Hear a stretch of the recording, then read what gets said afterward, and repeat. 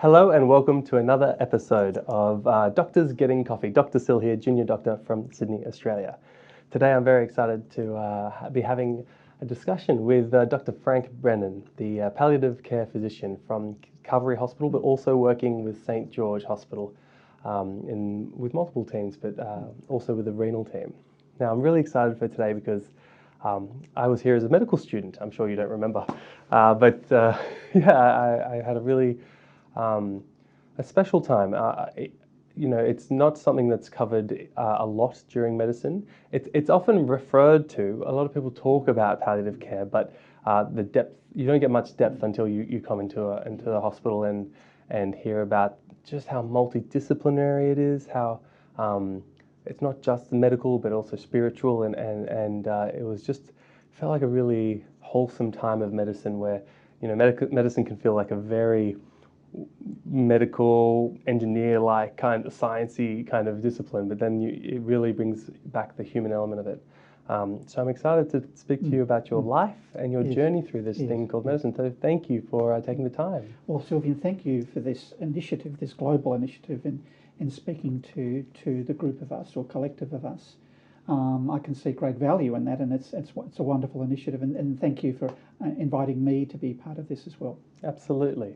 So I was thinking maybe we'll just take it chronologically. I wonder, did you study in Sydney, or where did you always want to do medicine? What was your journey into medicine? So I suppose the journey started, I can date it back from the time I was about 13 years old. When I was 13, out of the blue, my brother Tom got a very serious illness, a bone cancer, osteogenic sarcoma. Between diagnosis and death was about 3 months. It was a very short, intense period. Part of that time, Tom was away from home. We were living in Canberra. I was born and raised in Canberra. And there was, at that stage, very little in the way of radiation therapy or much chemotherapy available. So Tom went down to Melbourne and spent part of his time away, and then came back, and then eventually died at home. So as a 13-year-old, I was witnessing all of that. I was very conscious of how tragic that was, and also looking at my own parents, how they were responding to the loss of my brother. I think one of the things that sort of struck me was, as a 13-year-old, okay, of my naive sense, well, doctors are meant to cure people, but Tom's not going to be cured, so what does that mean for a doctor? Does a doctor even have a role here? And bit by bit, starting to hear from particularly my mother how the doctors were speaking to my mother, the communications, which was wonderful, compassionate, caring statements that were made, and the way they were discussing things with my parents. I thought, no, that struck me. After Tom's death, the seeing of how my parents coped in their bereavement. My mother was really saved because she had a very close friend who would come and sit in the backyard, our backyard, with her, and she would allow Mum to cry and talk through things. So this was in an era where there wouldn't have been too much sort of formal bereavement service at all, and certainly when there was no palliative care, that concept had yet to be talked about. So I suppose that started getting me to think about the idea of being a doctor, that the role of a doctor, and so I did well enough in high school then to. At that stage, there was no medical school in Canberra, so I came to the University of New South Wales here. I'm sorry to slow it down, but just because you're saying that your mum had a really good support network with that friend that came over, how did your dad go with tougher? Tougher. It's a different time back then. It was a different time back then, and I think, perhaps I can't speak for Dad, but it was more the sense of, okay, you've had your time at home, now you're back at work, now you're back into the run of things. Though I'm also aware that Dad had some very close work friends, colleagues, who came to Tom's funeral, who were around for him. So I think that would have been a great support to him, but really nothing taking away the great tragedy of the loss of his son. Yeah. And has Tom's passing influenced you like throughout your career, or was it just that key point, do you often think of him? Yes, well, it did. I think it did. Well, certainly the idea of being a doctor, and then perhaps the germination of the idea that really didn't come to the surface for some years later, the idea of potentially working in an area where where I'm going to be caring for people who are dying. As I said, there was no palliative care talked about, or that expression really didn't come into play for some years. And at medical school, there was no palliative care. So it was only after some years that I started to hear about this new discipline that was coming through, adapting the wisdom of the ages. It wasn't that suddenly doctors discovered that their patients would die. That had always been present, but this sort of sense of a discipline working through and working out what is the role of doctors in a multidisciplinary team, and that came later for me. Yeah. So when you started medicine, as you said, there was no palliative care there was no college for sure. No. What was your journey at the start of medicine? Were you interested in being a physician, or were you thinking of? Oh, look, I was trying to get through my course. It's like trying to survive. You know what it's like. Yeah.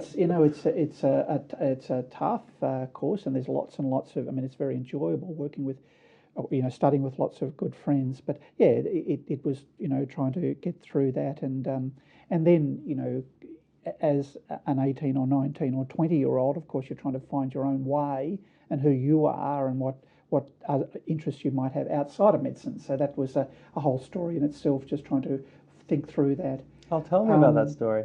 A couple of things. One, I'd always been interested in storytelling and writing. So I think now HSC exams all engrossing, and certainly medicine was all engrossing, but I did try and start to do some short story writing and some other things like that.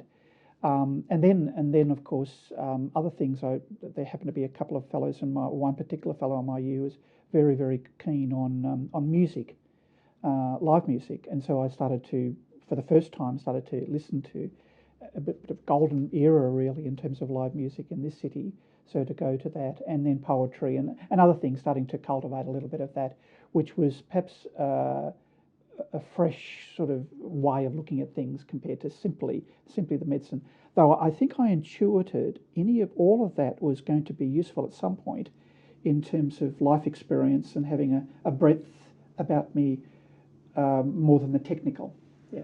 Yeah, I was always wondering if it was after you started palliative care medicine that you discovered poetry as not as a defense mechanism, but as a processing mechanism. Yeah. But it sounds like actually the writing preceded it, yes, not preceded. Indeed, oh wow, yes, that's very interesting. So then you started as an intern. How was your junior medical officer years? Oh well, that was very interesting because it was. I was a medical student here at St George.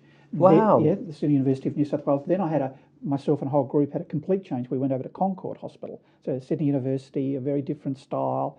And then getting to know that place. Now that was an interesting era because that was the returned soldiers' time. So there were a lot of returned, or what used to be called the veterans. Right. From Vietnam, or it was set up during World War II. So it had there was a system called the repatriation hospital system set up around about the end of the war, where there was a lot of mainly men, but also women returning from the war who needed to be cared for. So the Commonwealth set up this series of hospitals around the country in all the cities for returned soldiers. They're similar to the Veterans Affairs story or administration there in the United States. So I'm now then with a lot of very interesting men and women, many of whom had gone through World War II and then Korea and then of course Vietnam people as veterans as well. All the dynamics that was. Great storytelling. There was sort of quite a tradition of how things came to pass for them.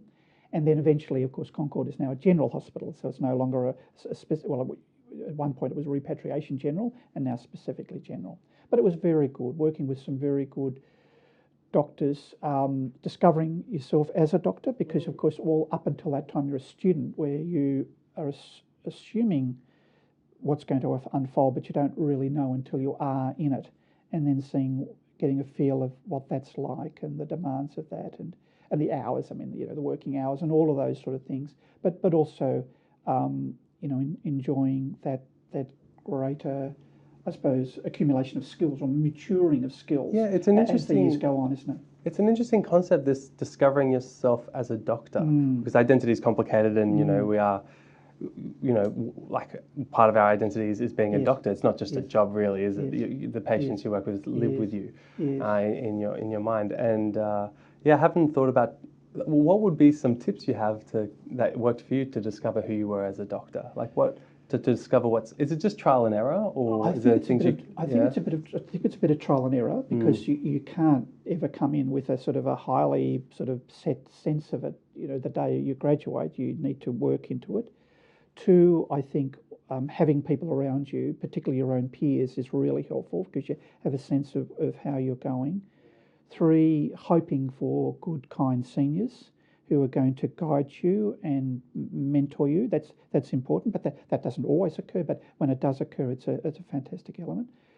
Fourthly, I suppose maintaining a sense of humility, because what can happen, of course, is society's, you're the doctor, and there is already an intrinsic sense of admiration, of even acquiescence to doctors, and thinking, well, no, 6 years ago I was not a doctor. A year ago I was a medical student. So now I'm a doctor, and I don't necessarily feel or able to endow great wisdom here. So it's that sense of being humble in what you're doing and having a sense of that.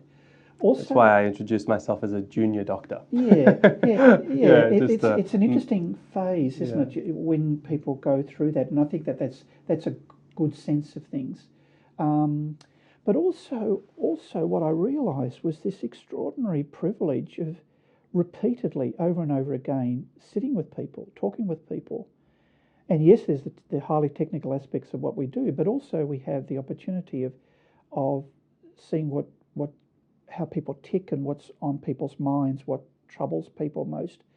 Now, there's strong echoes, of course, as a 13-year-old seeing my own parents and what suffering was, and the sense of great sadness and tragedy. So there were echoes there at that time, but also a sense that I think this is a privilege. I don't want to miss this or put this aside and see it only as a technical exercise. I need to see this, that I'm here with people now, and what people are going through, and the classic thing in a history taking, trying to not rush people, realising people are going to sort of talk in circles a little bit rather than going directly. We want the direct answer, but people will come to the answer.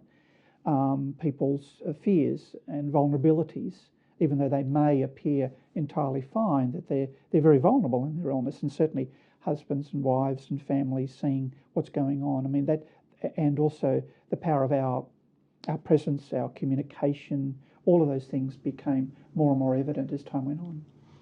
And so you did your terms as a junior doctor. Did you start on a physician's training pathway or go down? No, I didn't. Now, it was really interesting, because after about 2 or 3 years at Concord, people seemed to be choosing two paths. One was training and specialty, and the other was going to England. This was the second thing. So a lot of my colleagues, started in physician, surgeon training, and then others went to England partly to work, but to holiday or to have a look around the place and do long locums and things. Oh, okay. So there was quite a story there. I feel it's the reverse at the moment. We get a lot of UK doctors travelling in Australia. Indeed, that's right. So, but I thought, hang on, there must. I'm sure there's other paths here as well. So I happened to meet some South African doctors who'd come out of South Africa. And I started talking to them, and I was just struck by, I was curious about South Africa, but also by the remarkable just experience they had, even as junior. Well, you probably know about this. It's still the case when you hear from the ED doctors who have worked in South Africa. Yeah. But just quickly, what was your connection with South Africa before all this? No particular connection. Right. Just, I suppose, interest in the politics and the history, but no particular connection. So what I did is I wrote across to some South African hospitals saying, look, I'm a junior doctor. I won't have the skills of your own junior doctors. But look, I'd love to come and do things. And I was having done a lot of internal medicine. I was quite keen to do some paediatrics and O&G, thinking I'd eventually become a general practitioner. So I went across there and did a year of paediatrics and a year of obstetrics in an incredibly busy hospital, tumultuous really. It was very, very busy, but huge levels of experience, and I was blessed also with some very good bosses. Mind you, it was a tumultuous time politically as well. This is pre-Mandela's release. Oh, So apartheid's still present. This hospital was... And Mandela was in jail at this time? That's right, exactly. His name was spoken about, but he was effectively silenced. And we could perhaps turn a little bit to Mandela later. But I then, so this was a hospital in what they call a non-white hospital, where the vast majority of those patients were poor and struggling, and there was a lot of the socio-economic dimensions of medicine became very, very evident to me. Like in the pediatrics, within a week I'm arriving, they said, look, we're running a malnutrition clinic. Would you like to? I said, well, I know nothing about that, but if you, and I was brought into that sphere by a remarkable and quite historic doctor, a woman called Mamfele Rampele, who had, when I first met her, she was much older, but she was doing a junior term in pediatrics. And I said, Mamfele, where are you from? And she said, well, I've been under house arrest for the last 5 years. And I thought, oh God, there's a history here. And so she'd been a disciple of Steve Biko, who was a medical student, a major political figure through the 70s. And so all that history was sort of swirling around, as well as the medicine.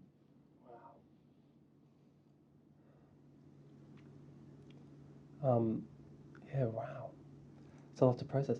And how many years did you spend in 2 years? 2 years in South Africa? Longer than I expected, Yeah. but I was getting so much from it, and I thought Yeah. this is a fascinating place to be.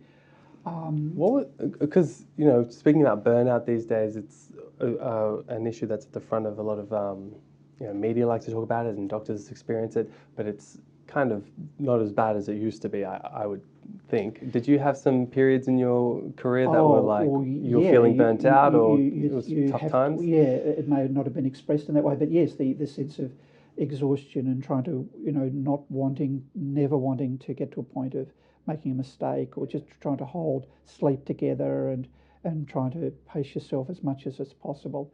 And trying to have breaks, but also realizing I absolutely needed to have my mind, in addition to on the medicine, which was terribly engrossing, on other things. So that's where reading and a bit of writing. But in that context, I guess it was because I was in that country, starting to read South African literature, speak. Every conversation was fascinating, really, because I'm dealing with people's lives in a way that's completely different to my own. So all of that was very, very good. Did you learn the language, Afrikaans?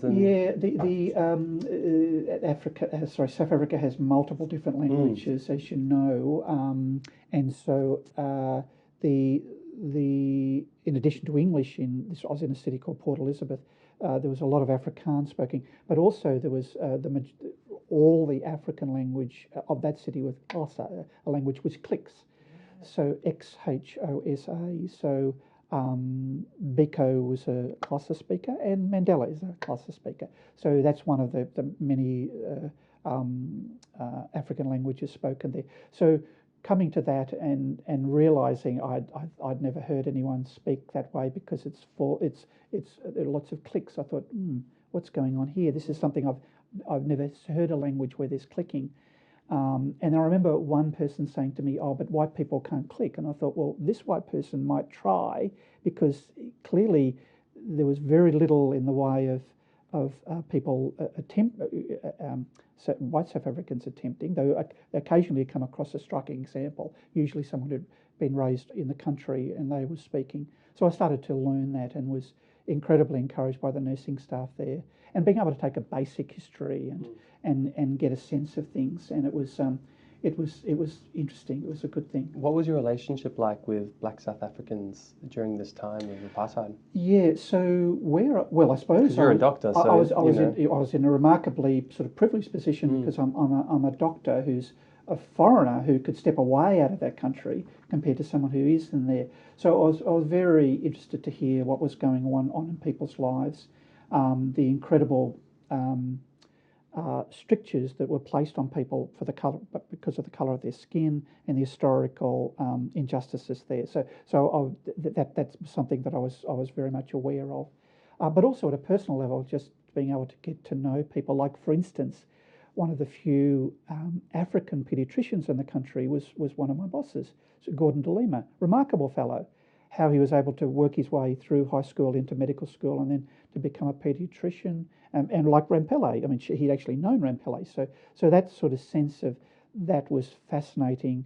And then because you didn't need to scratch below the surface, say with pediatrics, that you're immediately into the deprivation, poverty, injustice. It sort of sits there because for instance, or malnutrition. Why is that happening? And also within a fairly short space of time, there was a lot of police activity, army activity in what they call the township. So, nights where we'd be on call, where there'd be like a bus would pull up full of children with tear gas, bringing the kids in and dealing with that. So that all of that was sort of part of that work. It from what I was told, being a fairly quiet place, Port Elizabeth, in terms of that, became quite a hotbed. That there was a lot of quasi-political activity and things. And when you think of your time as a doctor there, is there single patients that stick with you, or was it more just the general whole experience that stays? Yeah, I think the whole experience. Yeah. There were times which really does strike to me or stick with me, and that is in the middle of this tumult, there'd be people shot, or there'd be a funeral, and the funerals were sometimes banned. So this particular, just on the outskirts of Port Elizabeth, a little town called Uitenhage had, there was a funeral occurring. There was large numbers of people coming to it. At a very, very late moment, I think there was an official saying that the funeral can't occur. So the police lined up, basically said you have to go, and then there were shootings, and there was mass casualty. And I remember how the hospital just was upended, really, with huge numbers of people there. So that was a very tragic time. And I thought, gee, this is just really awful for this country. Cry the beloved country, as the famous novel says. And at that stage, there was probably one of the nadier times in that country. And I was thinking, in my lifetime, I wonder if anything will change. And of course, not realising within a couple of years, big changes. Mandela's released, the negotiations in New South Africa. And then I went back a couple of years later to a very, very different situation. Met Gordon de Lima. Suddenly people can live anywhere they wish. They can marry whoever they wish. There's the so-called Rainbow Parliament, and all with multicoloured, of course. So the sense of what is possible, and every language being given an official status. Oh, that would have been a remarkable before and after. And so then you came back to Australia and you were working as a registrar at that time, or still? Okay, so another thing that did occur to me in South Africa was that I'm surrounded by lots and lots of nursing staff, African nursing staff who were doing adult education at night. And I found this really intriguing, that they were nurses, but they were also doing an arts degree. They were doing accountancy, they were doing this and this. And I thought, what's going on here? And of course I realised, if you're an African person there, you one of the few passages through to doing other things was further education. So I started to think about that, and I thought, look, I'm not a South African, but I'm interested in law. So I might enrol, and I will. So I did. I enrolled in a South African law degree by correspondence. So I started doing some subjects there, knowing that I wouldn't complete it because I wasn't going to be a South African person. And of course the law, much of the law was dominated by the apartheid story. So I thought, but it was very interesting to read. So once I finished there in South Africa, I came back to do law. So I came back to my hometown Canberra and went to the ANU to do the graduate law course. And in the holidays, I would do general practice locums or working casualty at the local hospital. Oh, right. So I'm also from Canberra. Yeah. So I born here, but grew up 90% of my life in Canberra. But out of curiosity, how do you find living in Sydney compared to Canberra? Because I'm trying to I'm at that decision point in my life now where I could go either way. It's a great question. But I do remember as a 17-year-old coming out of Canberra into Sydney thinking, this place is so big, so it's seemingly chaotic, and of course you're so used to in Canberra a lot of natural beauty, in the hills and all of that. So it's a different place. It's a different place. It's a different place, yeah. But Canberra is a very historic place, of course, the national capital, but a good place to live. Yeah. Might try a locum year or something like that. So after you completed your law degree and your weekends in A&E, what did you start in palliative care straight away? Did it exist yet, or how did you? It was starting to be talked about, and I was starting to be aware of it. At the end of my law degree, I had a bit of a choice as to make here, because I've now got the two stories unfolding. Look, I was keen to mature a little bit in the law, so what I did is I did the legal intern year in Melbourne. Oh, wow. And then I worked for 2 years for Mary Gordon, who was the first woman appointed to the High Court, so this sort of legal genius, really, and worked with her as her associate. So that was a brilliant time in terms of really getting to know the law in a very good way. Did you do law because it was so interesting, or were there also reservations with medicine? Was there problems with medicine that made you want to go towards law, or was it just... No reservations about medicine, because I adored medicine, being a doctor and working in that area, and the skills, of course. But it was more, I guess, an interest. I suppose in the last year of my high school, I was thinking, is it law or medicine? So I was always thinking about that. I was very intrigued by the structure of what was happening within South Africa. How could the law be part of this story? So that got me interested. And then also, by that stage, I started to read more, and I was getting more and more interested in the law. So it was a logical progression then to do that. So working with the judge was wonderful. And at that stage, at the end of that, I started to think, what am I going to do? And I applied to the Aboriginal Medical Service and the Aboriginal Legal Service to work part-time for both. Both said, look, the medical and the legal service. You could come and do this, but these are very, very demanding positions. You're going to have to choose. And I was missing seeing patients a lot, so I started working at the Aboriginal Medical Service at Redfern. So I worked there for 3 years as a GP. And then during that time, tutored in law and, just tried to keep the law up as much as possible. And do you still use law to this day? Well, there was long periods when I didn't, and then a pivotal moment came some years ago when I was, by that stage, well advanced in my PAL care training, looking around for doing a project, and it was a single phrase in a single article, and it was written by a man called Michael Cousins. Michael Cousins was a professor of pain medicine anaesthesia at North Shore Hospital, and one of the leading doyens of pain medicine in this country. And he'd given a speech in the United States where he had said, now he said he was speaking as a doctor, he said, I put it to you that pain relief should be seen as a basic human right. Now I read that phrase and I thought, now this is really interesting. This is a non-lawyer saying this. I agree with the statement, but I thought something flashed in my mind as a lawyer thinking, okay, justify that. How can you possibly, what is the justification? What would be a lawyer's sense? Human right, he's talking about human rights law. It's a right. Okay, what does that actually mean? And would pain relief even come in under that?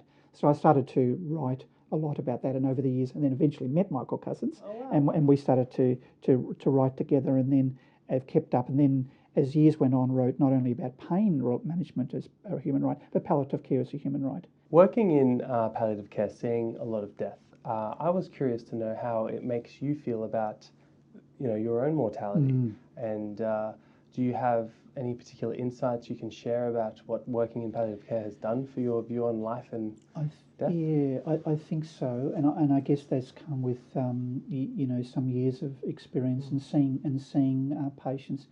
I think a couple of things.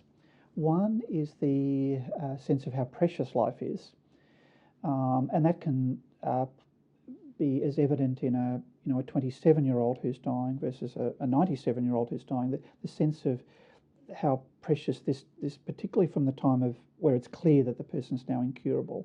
Now, where to be, who to be with, the sense of love and engagement and all of that. I think that repeatedly comes to mind, because to an outsider they can look at this period as unadulterated suffering, or there's an empty period waiting for the person to die, but yet there's a lot of living that's occurring there as well.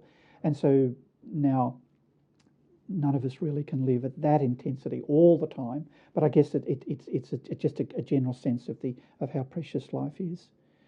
I guess the other aspect is the importance of dignity, the dignity of the human person, being very conscious that even in the most abject stories that are unfolding there, or abject situations, people still are human, and maintaining that sense of dignity is extremely important. And people say to me, I've lost all my dignity. I'm no longer able to bath or toilet myself. Look at me, 12 months ago I was perfectly independent. This is all gone. And trying to work out, okay, that's all those statements are true, but where is there any aspect of dignity that's preserved here? And I guess the inherent dignity, the dignity of you as a human being. And I say to patients, this disease has taken away many things from you, and will continue to do so, but it cannot take away who you are, your history, the sense of who you deep down are before this disease came on, and indeed now, and your legacy later. So trying to reach into that can be seen as a bit counterintuitive, but I think it's a very real and a very good thing to do, particularly when people are in a sense of despair. Love, absolutely, the sense of what love can do and how precious that is. I think that's a very powerful and a seamless sense I've had from the time I've worked in this. I guess the other thing that I rose as a doctor, fortunately being in an era where we're quite sophisticated in symptom management, being able to deal with that. Now, not perfect, but better. But I guess your question is a broader one about mortality, isn't it? Well, I think that was very interesting in how patients can kind of what to focus on when life-limiting illnesses present. But I guess more personally for you, what have you changed in your life? Yes. Now you've seen good deaths and bad deaths. So I think echoing what I've said, how precious. So it's for me, holding the preciousness of life and doing my best to enjoy what's possible or be around a situation which is going to be affirming and good. So I think that's given me that big lesson. Yeah. Yes. What's an example of something like that? Like, is it just having a conversation and a glass of wine with someone you love and just being present? Is that the kind of thing you're talking about? Absolutely. In ways that are quite remarkable when you sort of step back and say, but I'm going to have millions of those interactions. Yes, but this one I'm going to like a lot. I'm going to get the most out of this one and continue to do that. And I think one of the other aspects that is a lesson I've learned is to slow things down, not to race ahead. I think we're both of us and people on the end of hearing this we're blessed with very, very quick minds. So I think to slow everything down is also a good lesson for me, just to think, okay, what's unfolding around here? What is important here? So that's a good thing. And also, I suppose the other aspect of that is, with people who are around me, respecting them and having the best sense of who they are to me. I think that's really important as well. Never taking for granted anyone. And slowing things down. Do you think writing and reflecting is a way of slowing time? Yeah. I mean, that's something I've heard. Yeah. But has that helped you kind of slow time down in a sense? Yes, absolutely. Yes, I think the role of a writer, the act of writing or the act of storytelling requires you to slow down because you need to think, okay, I can't. I mean, I could say it in a haiku, just well, yes, but that's barely saying anything. I need to slow things down to reflect the truth of what's unfolded. So the slowing down is a very good part of writing, I think. Yeah, and it's and it gets you to think, okay, well, at that particular point, what were you thinking? Or, okay, you're now shifting, or that particular person, say, in a medical narrative, they're shifting. So where is this going here?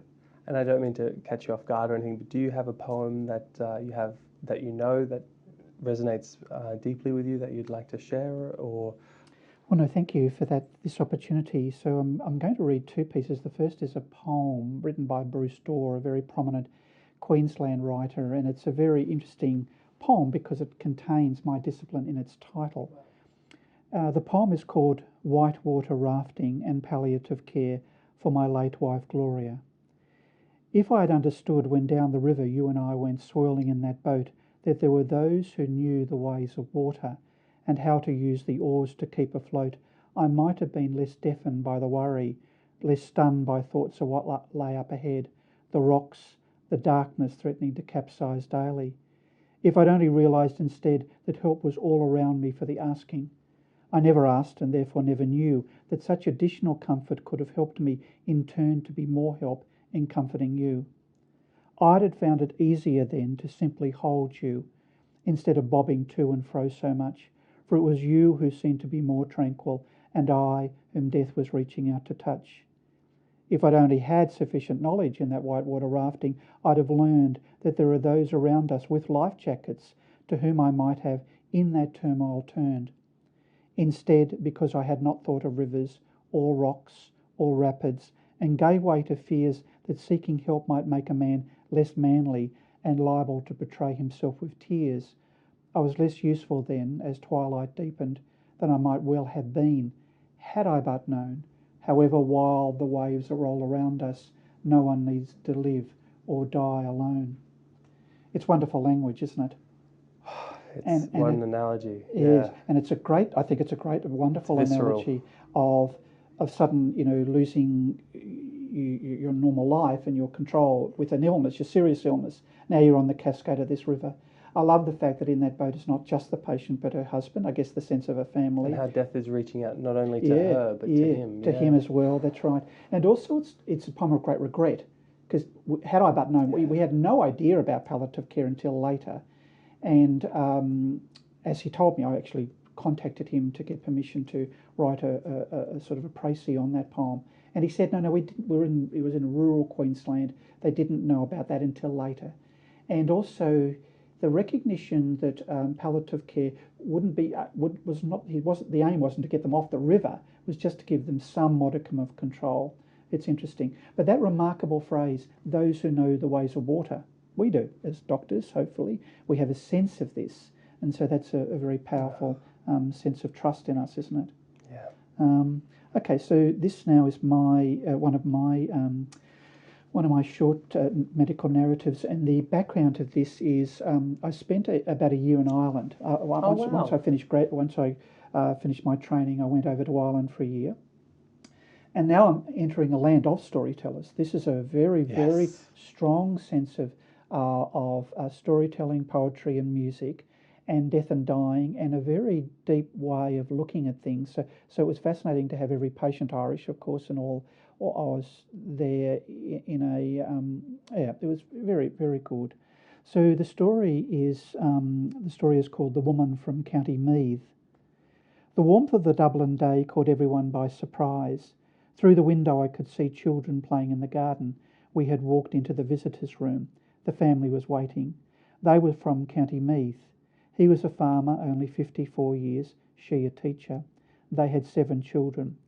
It was clear that he was dying. He had battled seemingly intractable pain, but now, over the past few days, was much more settled. I spoke about these days and what to expect from this point onwards. I then concentrated on the family themselves and recommended, as we do, the usual things, that they each take turns with being with him, that they try to eat and sleep, that they talk to each other, in short, to look after themselves through this vigil. I turned to the patient's wife and said, I know you've been here all the time. It might be good to go and have a rest, even just for a little while. There was a long silence. She looked at me as though down a passage. She turned her head to one side, looked out the window, then towards me again, and said, No, I will not be leaving him. She spoke tenderly of their first meeting at age 17, of their courting and their wedding day, of their marriage and the birth of their children. She spoke in soft, beautiful phrases, then sentences that began plainly but became brilliant, each seemingly more evocative than the last. And with every memory of their life together, each reflection she would end by saying, No, I will not be leaving him, until that phrase repeated became the tolling of a distant bell. And then she said something that I've never heard expressed in the same way before. She said that from their wedding day they were united, that they were, as the prayer states, one body, and that as he had fallen ill, so had she, that as he was suffering, so was she, and that as he lay dying, so was she. No James Joyce, no Oscar Wilde, no Samuel Beckett could have put it so powerfully. As Angela Murphy, the palliative care nurse with me in the room that day, said later, she was saying what he was feeling. In many ways, of course, she wasn't talking to us. She was speaking across the vast sea of their lives. I had spoken at a practical level about rest. The response I received was from a person adrift on that sea, not wanting to leave or soften the fate. Too often, as doctors, we speak practically and are heard emotionally, and perhaps that is our role. Andrew and I left the room and walked back onto the ward. We were both too moved to say much. Later that day, Angela rang me and said, "Frank, we may never hear the like of that again." When I returned to Australia, I was asked to present some memories from Ireland. I contacted Angela. Without prompting, she said, "Of course, you'll talk about the woman from Meath." And in distant years, if I ever were to encounter Angela Murphy again, walking down O'Connell Street in Dublin, or perhaps George Street in Sydney, we would stop and no doubt remember the woman from Meath, who spoke to us of a love that was boundless, a union that was indissoluble, and who gave us a momentary glimpse into the mystery at the heart of it all. Thank you so much for sharing that. And many patients came to my mind's eye when I hear that story. Yeah. Well, I think that's a beautiful place to leave it. Thank you for sharing your time. Thank you for the invitation to be part of this series, and thank you for your questions. It's been very good. Thank you. All right. Thanks, everyone. Have an absolutely wonderful day. Bye for now.